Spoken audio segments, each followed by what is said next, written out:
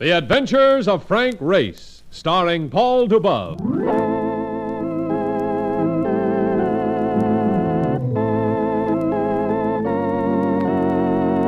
The war changed many things, the face of the earth and the people on it. Before the war, Frank Race worked as an attorney, but he traded his law books for the cloak and dagger of the OSS. And when it was over, his former life was over too. Adventure had become his business. The Adventures of Frank Race.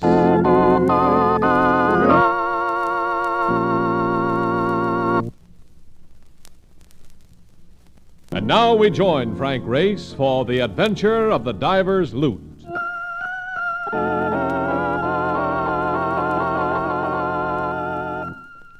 London, under a heavy rush of cumulonimbus clouds, scudding thunderheads that looked as though they might knock off your head at any moment. I just left the embankment and was hurrying across Westminster Bridge when... Hey, Race!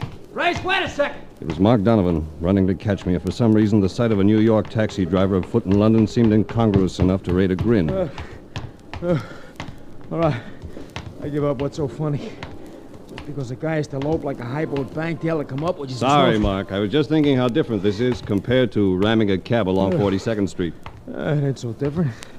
Just had to hack my way through a jam. It was worse than going for the X's on fight night back there in Trafalgar Square. Slow down. You're wheezing like a sump pump. They ought to be. Hey, I almost forgot. I've been pulling this marathon because a guy wants to see us. Personality named Rhodes. Lawrence Rhodes? Yeah. Very pip and cheerio. Wants to see you pronto. Offices in Eaton Square, you know. I can't take on another assignment. We should be getting back to New York. But I'll see Rhodes anyway.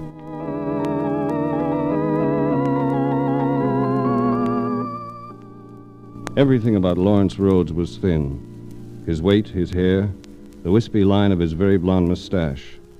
He looked as though he might be the operator of an exclusive ladies' shop. Actually, he served as British representative for Acme Indemnity, and during the war had cracked a Normandy beachhead as leader of a tough commando unit. Decent of you to come, Race. We feel it's imperative that we have an American in on this, since it's an American venture to begin with. Well, and when it's a case of children losing their lives... Oh, forgive me. What were you saying? I was going to say that... What's this about kids losing their lives? A little French lad, killed aboard the salvage vessel. Rhodes, I'm afraid you're going to have to start this from the beginning. Of course. Old habit of mine, assuming people have previous knowledge of what I'm talking about. Forgive me. All this stems from a salvage operation just across the channel. But before we discuss it further, I want you to meet someone. He left me for a few minutes and came back with a husky-looking man of about 50. A man he introduced as Charles Menifee. Mr. Menifee can tell you much more about this matter than I can, Race. He's in charge of the operation. It's a cleanup job. My company secured the contract for dragging the harbor off Cherbourg. We've been picking up the residue of stuff that was sunk there during the war, particularly after D-Day.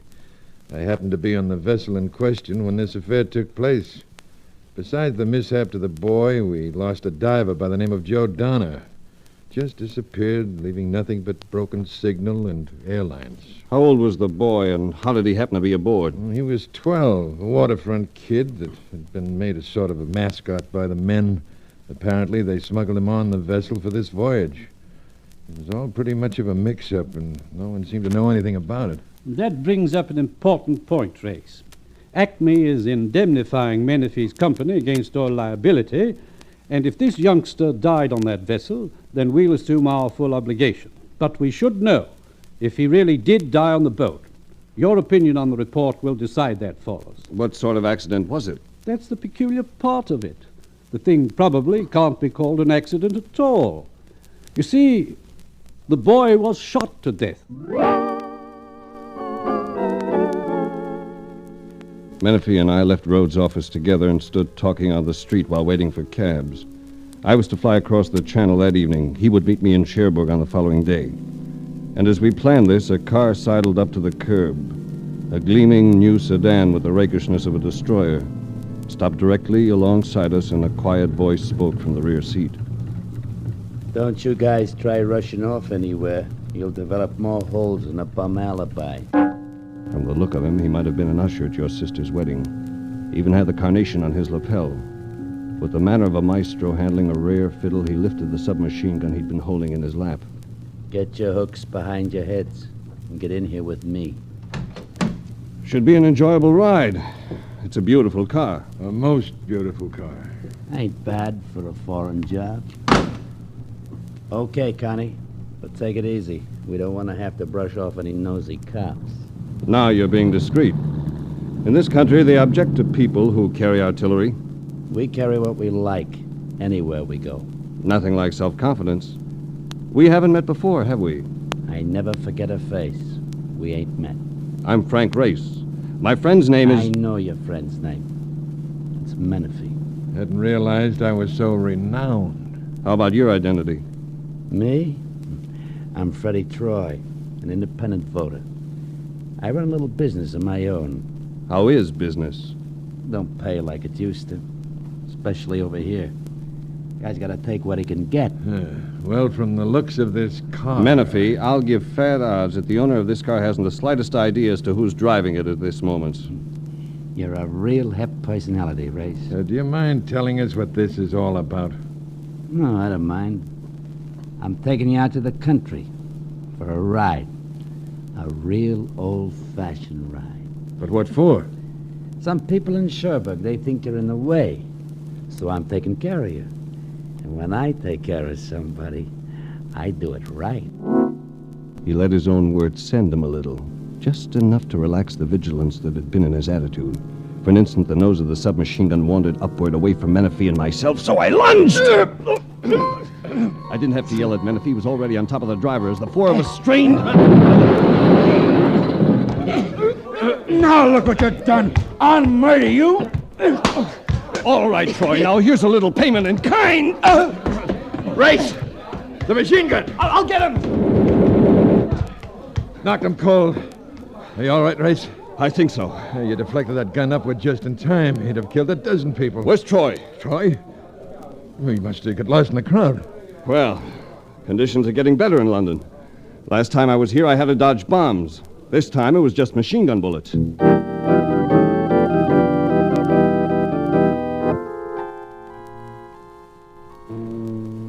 Cherbourg is still a disabled war veteran, showing gaunt open spaces and bombed-out buildings as mute testimony of the travail she endured.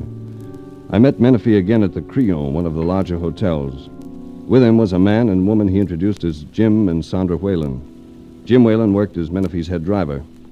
He must have seen too many George Raft pictures, judging from the way he persisted in twirling a keychain all the time we talked. The woman, slim, young, red-headed, rated seconds on any man's glance. Turned up anything yet, Race? Nothing, but I have Mark Donovan out looking for leads. You haven't met him. He's tops when it comes to prying out clues. I want you to know I'm suspending all operations for the time being. The local police seem pretty well stopped by it. The four of us sat in the lobby and watched it begin to rain outside, a condition that turned the city gray and dismal-looking. Succumbing to the effect of the weather, Menifee and Jim Whalen presently left to take on a few drinks. Sandra Whalen immediately crinkled her nose at me. It's about time we had a chance to talk to each other. I get pretty tired of hearing nothing but diving and salvage. Oh? What would you prefer to discuss? You and me. Somehow I get the feeling that that could become rather complicated. Oh, I'm counting on it. Do you mind? What's the matter, bored? I was, until you came along. But I'm not bored now. I'm not bored at all. Sorry, Ducky. There are certain conditions under which I never move in, and this seems to involve all of them. Oh? Well, you better tell me about it. You see, I've always been led to believe I was rather attractive. You're most attractive. But there happens to be a guy in the background. A guy by the name of Jim Whalen. Who also happens to be my brother. Your brother? If you doubt it, go and ask him. I'd look pretty silly doing that. No, I'm more than willing to take your word for it. And now, would you begin all over again? Begin what? Those ideas you were advancing, those very provocative ideas concerning us. I've given you too much of a lead as it is. Let's not waste time with regrets. Isn't there another spot, perhaps a little music? I know just the spot. Come on, we can slip away before they get back. Cherbourg no longer seemed gray and dreary.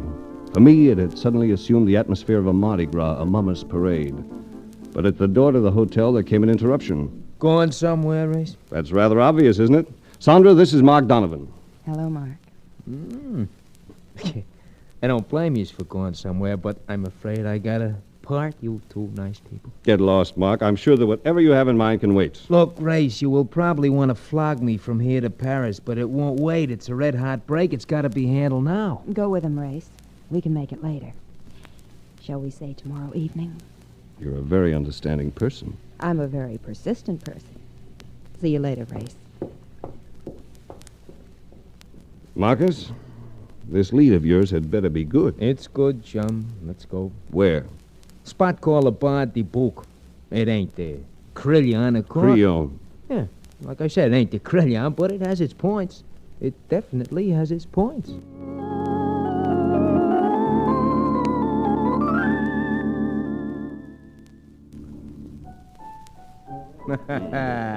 Now, ain't this something, Race? Makes you forget all about the rain outside, huh? Who are we going to talk to? And a table in the corner, guy and a dame. He's the American I was telling you about. The one that gave me the knockdown to her. Look, I know you just left the pip, but, ain't this girl something? She was wearing a black suit and a beret. She had dark eyes and honey-colored hair.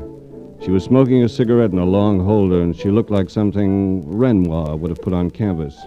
We went over, and Mark made us known to one another, identifying the girl as Annette, the man as Phil Benson. We had drinks and began a casual conversation. Benson turned out to be a paving contractor, dickering with the city of Cherbourg for some of its road rebuilding work. But it's kind of tough. They don't want to give it to anyone but a Frenchman. I don't blame them in a way, but I could certainly save them a lot of money on know-how. Annette, Mark Donovan tells me you know something about what occurred on that salvage boat last week. Yes, Race. I know something. Wouldn't want to tell me about it, would you? No, Race. I will only speak of what I know to the man who's in charge of the boat. Is it a question of money? Frankly, yes. I could get it for you. No. No, I will only speak to that man himself. The man called Menafee. All right. We'll make it tonight. Suite J at the Crillon at 8 o'clock. Is that all right? Yes, Race. That is all right.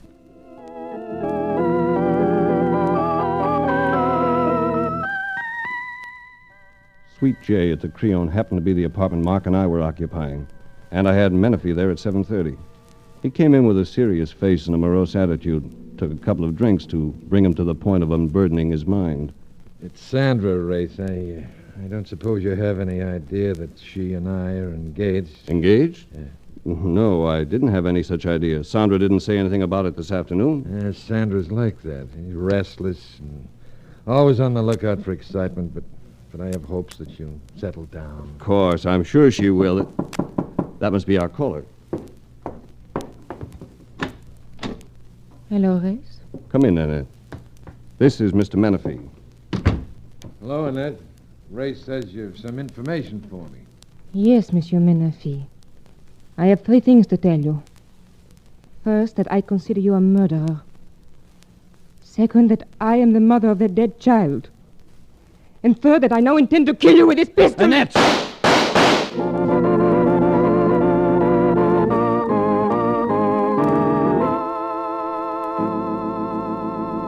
We'll return to the adventures of Frank Race. And now, back to the adventures of Frank Race.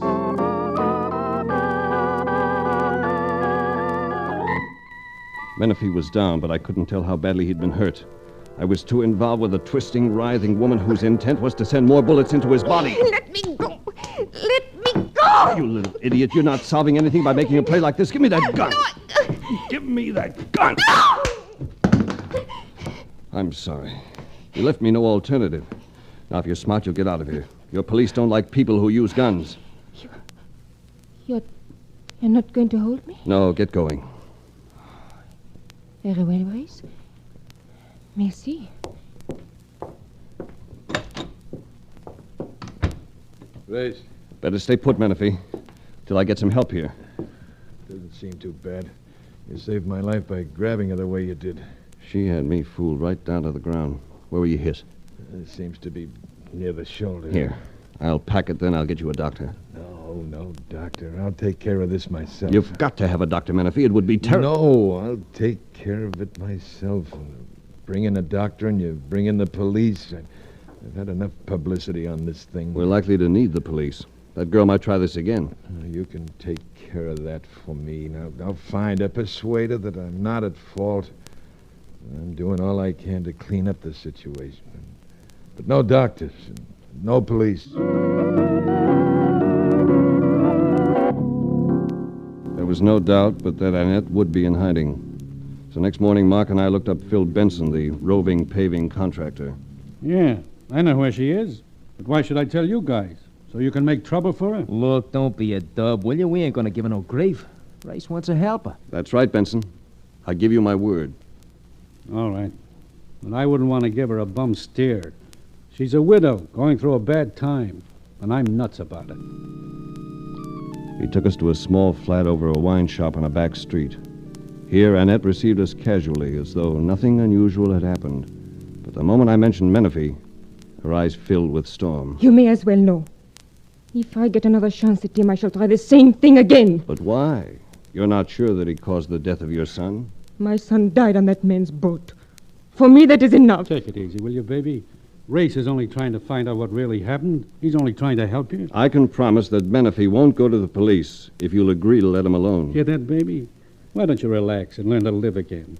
Give a guy like me a chance to make things different Oh, for you. let me alone.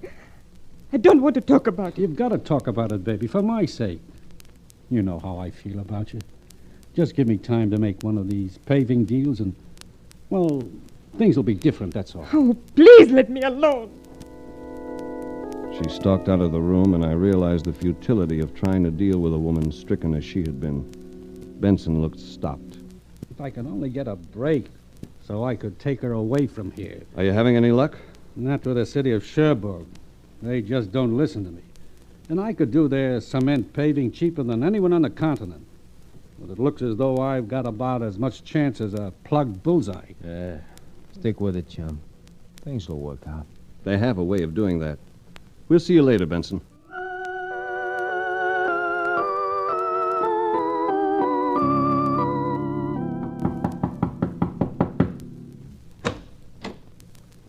Hi, Race. Remember me? Hello, Sandra.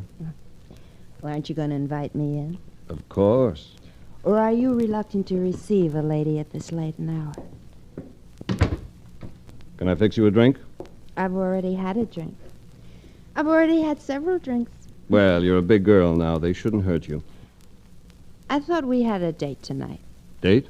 You know we did. Well, something came up, something I couldn't avoid. Menifee talked to you, didn't he? Told you I was engaged to him. Well, aren't you? He told me he talked to you. You know, you had me fooled. I didn't think you'd let a thing like that slow you down. A lot of things slow me down. That's just one of them. Big, virtuous man, aren't you? Well, I hate virtuous men. That should simplify everything, then. It should, but it doesn't. Because after I decided I hated you, I couldn't stop thinking about you. So I got drunk. You make a very lovely drunk. Do I, Race? Then I dare you to do something. I dare you to put your arms around me and say that. You think I'm not tempted? Go on, Race. Put your arms around me and say I make a very lovely drunk. I'll make you another drink instead. Sit down, Ducky. You're a little unstrung. As a matter of fact, I'm getting a little unstrung myself. You're a fool, Race. I know it. At this moment, I'm probably the biggest fool in Cherbourg. In fact, I'm surprising the very devil out of myself. I'm keeping this light, Ducky, just enough glory juice to give a taste. You think Menifee's worth being loyal to? Well, he isn't. He isn't worth it at all. Here, refresh yourself, then you'd better go home. Do you know why Menifee suspended salvage operations? Do you know why he's not letting anybody get aboard that boat? I haven't the slightest idea, Ducky. Because they have gold aboard. A fortune in gold. Gold? That sounds a little fantastic, Sandra. It's not so fantastic. They found a plane on the harbor bottom while they were grappling. A Royal Air Force plane that had been shot down during the war. It had been carrying gold to occupy France, to pay agents who wouldn't work for paper money. Yes. Yes, they did that during the war. Well, that's why the child's dead. He happened to be aboard that day and someone shot him to keep him quiet. And that's why that diver turned up missing. Joe Donner. Doesn't add up, Sandra. If it did, why didn't Menifee just take the gold and clear out? Because he can't find it. That's the joker. It's somewhere on the boat, but he can't find it. Either the boy or that diver hid it before they were murdered. So he's looked everywhere for that money. But he's been looking for the chest it was found in. The fool. Well, if I could get aboard... Just how drunk are you, Sandra? Oh, I'm pretty drunk, Grace. But I'm not too drunk. I'm not too drunk. If you could get aboard, do you think you know where it is? Maybe I do. Maybe I don't. Let's go out to that vessel, Sandra. Let's go out. Just for the ducks of it.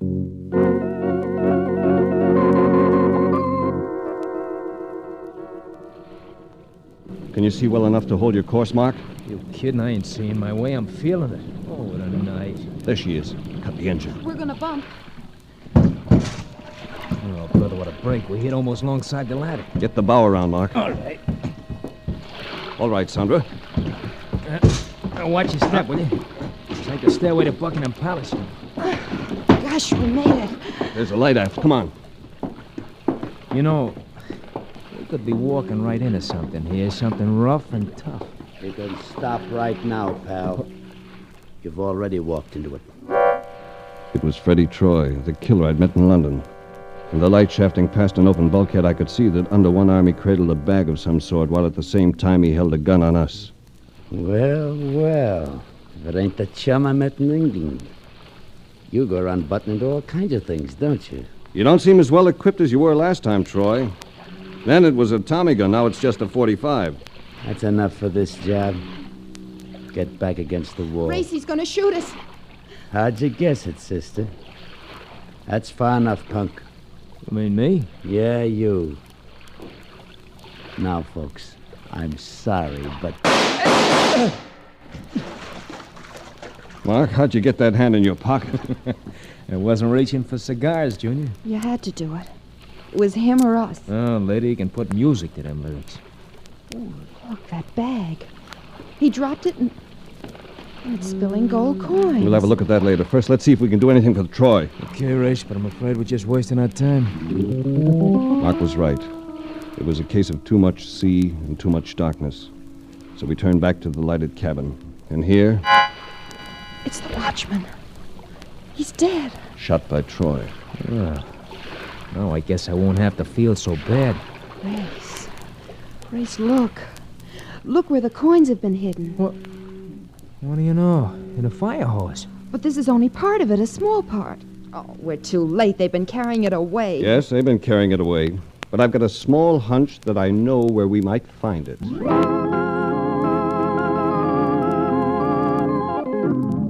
They were both at the flat, and I got the feeling that he'd been talking to her again about going away. From the look of her, she hadn't been too responsive to his words. Hello, Race. What is it you want this time? Money, Annette. A lot of money. Money that caused the death of your child. Money that killed my boy? Yeah, but who would have it here? Benson would. Wouldn't you, Benson? Me? What are you talking about? I'm talking about a paving contractor calling himself Benson, who's really a deep-sea diver by the name of Joe Donner. How long have you known this man, Annette? Only a few days. Since Jacques... Yes. He came to you so he could keep in touch with what was going on. It makes a grim thought, Benson, courting the kid's mother after what happened. You're crazy. You tripped yourself in a couple of ways. For one thing, no real paving man would say cement when he actually meant concrete. But you were authentic enough when you mentioned a bullseye today, because that's the term a lot of divers use for the eyepieces in their helmets. You and Freddie Troy were in this together, weren't you, Donner?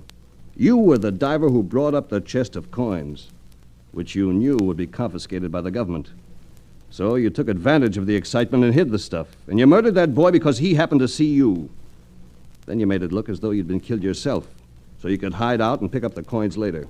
Race, if you could prove this... Ask him to open that bag he has at his feet, Annette. I'm not opening anything. I'm just going out of here. Don't go for that gun, Annette. I know you got one, but don't go for it. Race, you stopped me. You let him get away. He won't go far. Not in France. And the bag's still here, baby. You didn't get the bag. I could have killed him, and you stopped me. And right now, you hate me for it. But after a while, you'll be glad I did. After a long while, you'll be very glad.